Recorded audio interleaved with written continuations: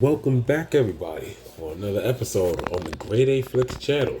As Grade A Fantasy breaks down the top plays, top options, top RBs on the FanDuel main slate for Week 4 of the NFL season. Let's hop right into it. If you missed my quarterback preview, it will be in the link in the description below. Let's get right into it. So with the running back situation, now everybody seems to have caught up to what they should be valued. There are some interesting matchups. Cam Akers got priced up, but he's still pretty cheap. I expect him with a better situation if once again David Pierce is injured and Mixon out. He'll be highly owned, but we're still waiting for Mixon news. But before we start talking about that, let's get to the top options. The man, the best. If he's not the best, he's 1A to maybe whoever's one. He's the 1B to whoever you think is 1A. Saquon Barkley, all the way up to 97. He is basically now the Christian McCaffrey. Basically, one more great game, and I suggest he's going to either be 99, 10,000, or 10,001 by week 5. It's a possibility that he could have a great game. Just wait, irregardless of Vita Vea and a couple other people in the front seven of Tampa Bay being banged up. They didn't play last week, so pay attention to that news. But with Vita Vea in or out, I still say Saquon's a great play. It's just that 97 is a lot, so you're going to have to get a little creative with the salary. There could be values at wide receiver that could probably help you with that, or paying down the tight end. I'll get to that tomorrow. But definitely Saquon, definitely worth the price. Jordan Mason's in a nice matchup against New England, 8,800. Now, this Q tag right here, I didn't even click on Kamara to see what this was about. My best bet is I think Kamara, with this heavy workload early in the season, and Kamara's a bit up there in age when it comes to running backs, of course. My best bet is this is like a it is early in the season. This is a wear and tear issue. So I don't think this is too much of a thing to worry about, but with the heavy workload, he has had early in the season, as you can see there, without even looking at total touches, rushing attempts, 15 has gone up to 20, has now gone up to 26. So that's a lot. That's a lot. I'm not too familiar with the Saints regular season and when the bye weekends, but right now he's just dealing with some, from what I saw, is hip and knee issue. I said hip, rib and hip issues. From what I saw on earlier news, I'm pretty sure this is a maintenance thing. He didn't practice today, but I think this is one of those. Hey, Kamara's the star of the team. He's been here a while. Vets deserve a day off, maybe a day off or two. And it's also one of those things where if he's just resting, and then he practices Friday, he should be good to go. That Buffalo-Baltimore game is going to be great. I like the Buffalo defense, but still, that's still a big front line that Henry's running behind. I think he's still a good play. He's up there in price at 84. Once again, Bijan, we're still looking for... He's been efficient. He's been good. We just haven't had the great game yet for what he's capable of. 83 at home against New Orleans. One of my, I think I would say he's my second favorite play. Obviously, the person that you saw on the picture for this video is my favorite play. We'll get to him in a bit. But I think maybe my second, possibly third favorite play on the slate for running back, Kyron Williams. As long as Puka and Cup are out, he is gonna get he will also be getting a Kamara type workload. Just touches with just rushes alone, forget total touches. It's gone from 18. The Arizona game turned into a blowout, and then he got 24 against San Francisco. So he is the key. Brees Hall against Denver. Once again, I like picking on that Denver run game.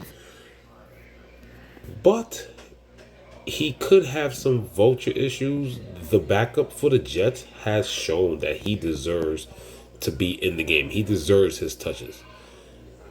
And who am I talking about? I'm talking about Braylon Allen. Braylon Allen runs hard.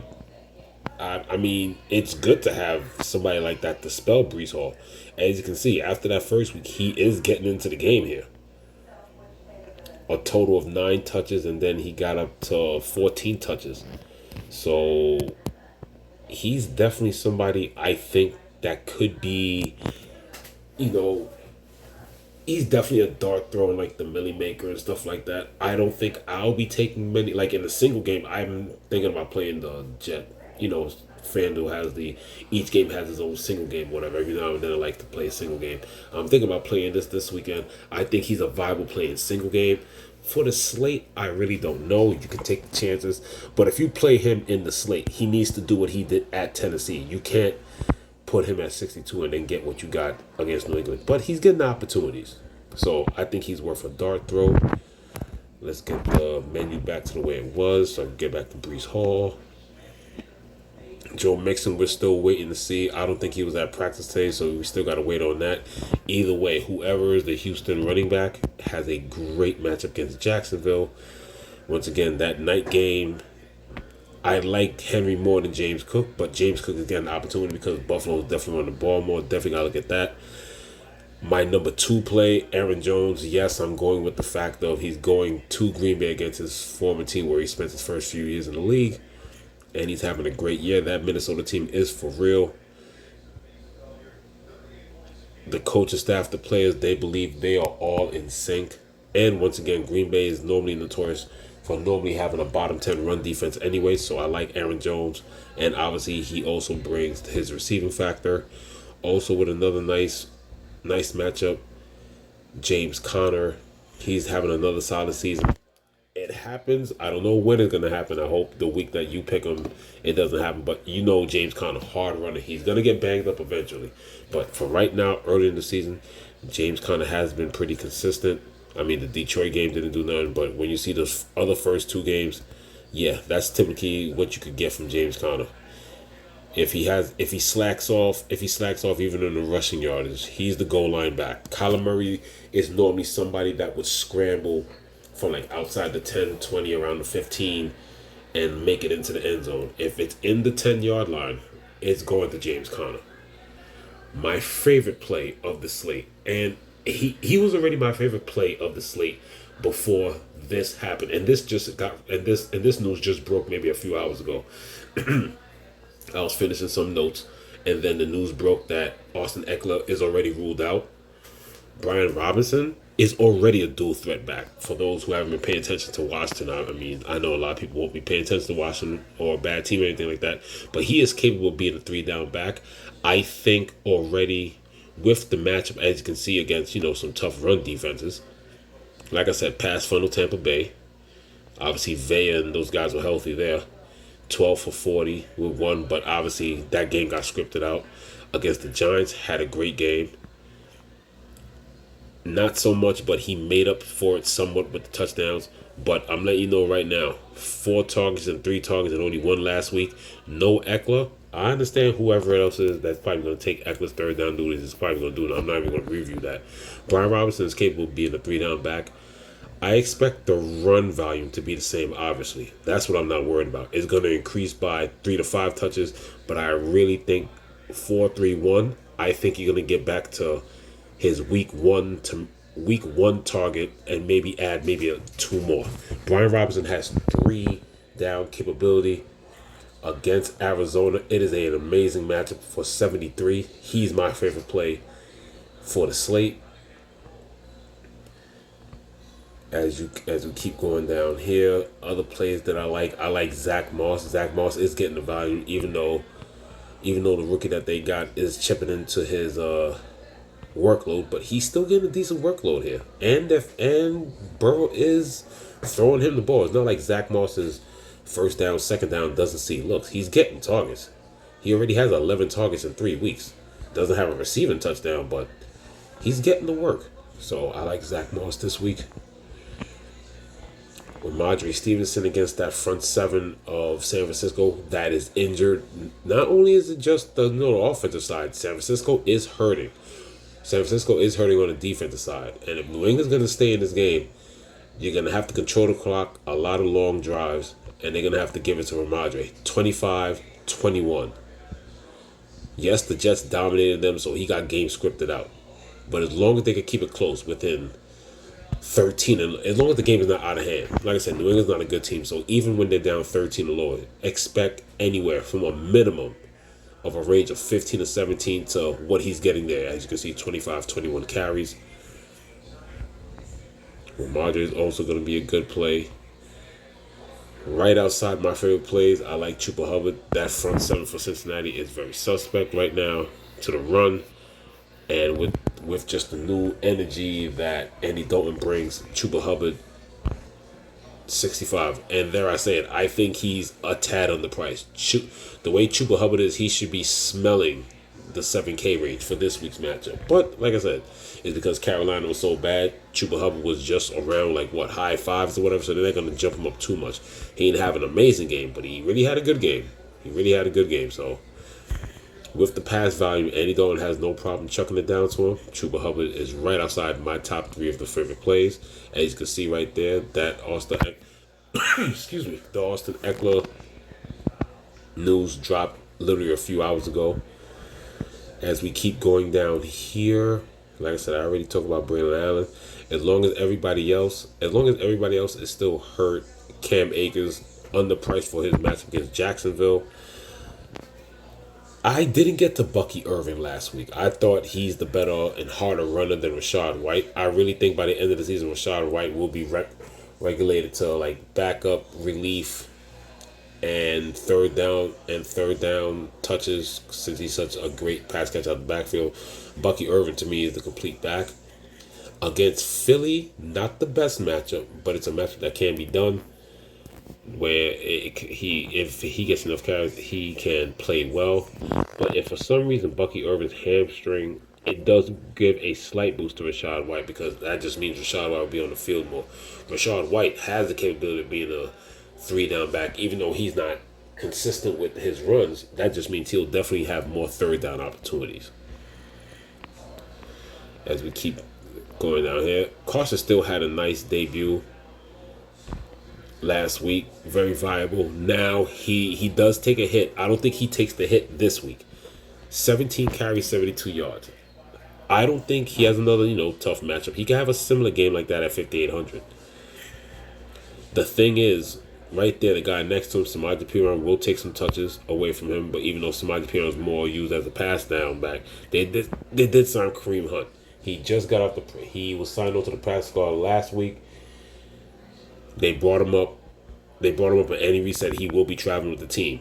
I think Carson is still a safe play. Kareem Hunt is a veteran, yes, I know that, but I just don't think they're gonna bring in Kareem Hunt to take 10 to 12 carries. I don't think he's getting that yet.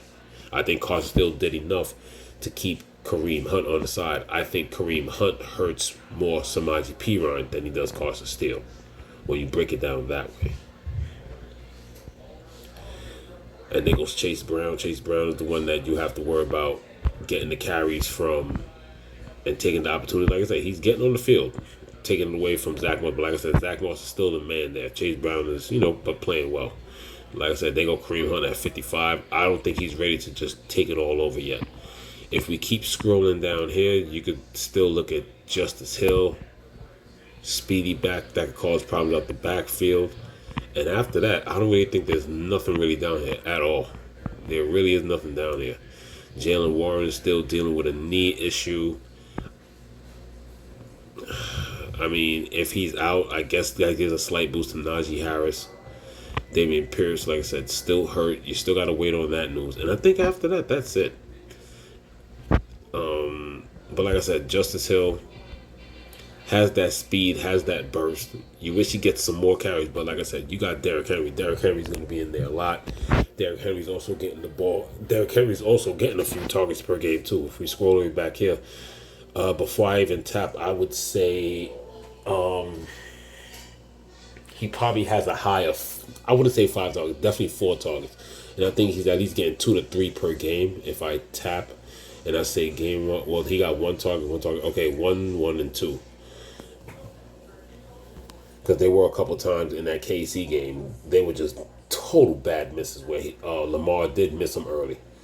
At least they attempted to throw to Henry. Like sometimes, like I said, a big guy like Henry that gets the blocking already set up in front of him, and then he could do the rest. Like I said, anytime he catches a screen, he's definitely going for a decent amount of yardage. Derrick Henry should at least be getting 4 to 5 targets a game. He should. He should. He has good hands. He's not just a big guy with bricks for hands or anything like that. Derrick Henry, you hope he gets at least a couple more targets, but you already know what King Henry does on the ground, already with 4 touchdowns this season. So that is the preview for the running backs.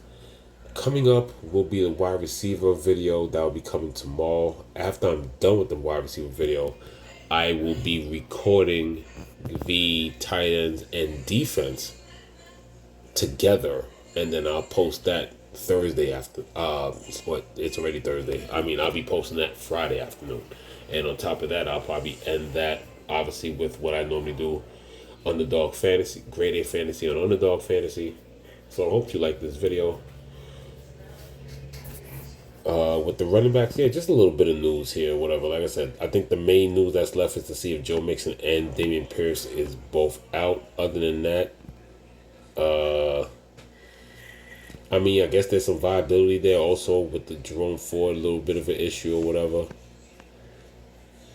Didn't practice, so we'll see how that goes. If Jerome Ford doesn't practice, then against a good matchup against the Raiders, then you'll be most likely, who'll be next in line there? Yeah, you'll probably be looking at Deontay Foreman, probably not Pierre Strong. Deontay Foreman probably the next one in line. So far this season, Deontay Foreman. Yeah, first game. Like I said, he was the one in garbage time, so that means he'll be the direct backup. Because the Jacksonville game, he did get 14 touches against New York. Didn't get that much. Plus, they were playing from behind. Amari Cooper and Deshaun Watson kind of did more of the work. So, yeah, Deontay Foreman is the guy you'll probably be looking at. So, that's the end of the running back preview. Like I said, wide receiver video coming out tomorrow. Once again, please like and subscribe. Also, once again, looking for members for my FanDuel League. You play FanDuel, drop your FanDuel name, and I'll love to send you an invite for next week. Once again, the contest has already started, but if I get your FanDuel name, I'll be able to place you in the contest ASAP for next week. Like I said, there's still room. Other than that, thank you for tuning in. This is Grade A Fantasy. Good luck with your research. This is Grade A Fantasy, signing off. Have a good night.